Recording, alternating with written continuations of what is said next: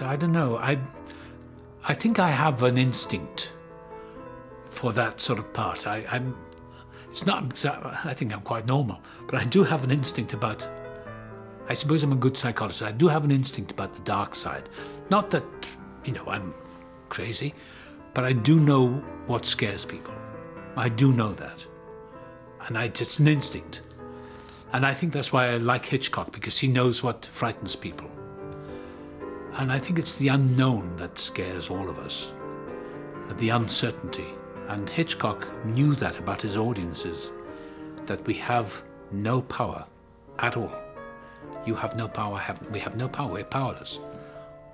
We are totally powerless, we know nothing. But we think we know everything. That's the illusion. That's what makes us all so unhappy.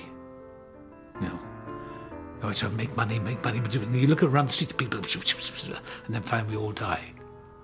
That's a terrible fact. Yeah. But that's life.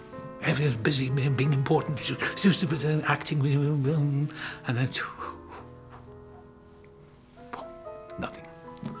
That's the great glory of life.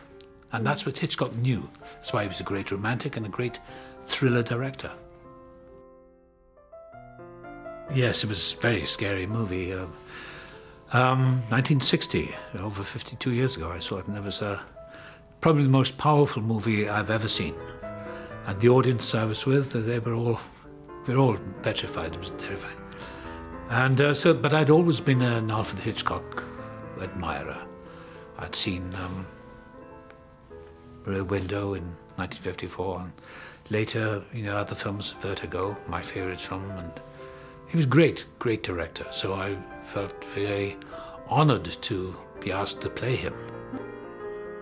Took an hour and a bit, and prosthetic. They just, you know, not too much, but I didn't put weight on. I mean, I was very, you know, I work out because I didn't want to, because being overweight is very bad for your health, and so I wanted to keep my energy. But I did meet Hitchcock in 1979, and he was massively overweight. He was being very ill.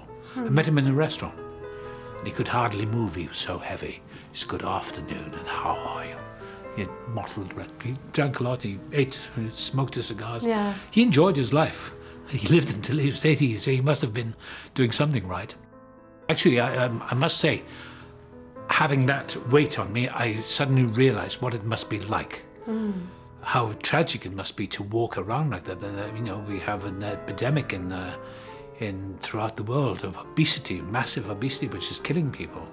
You see them in America, you know fast food and junk food, and boredom, and you know, and it's a real big problem throughout the world, and in this country and in America.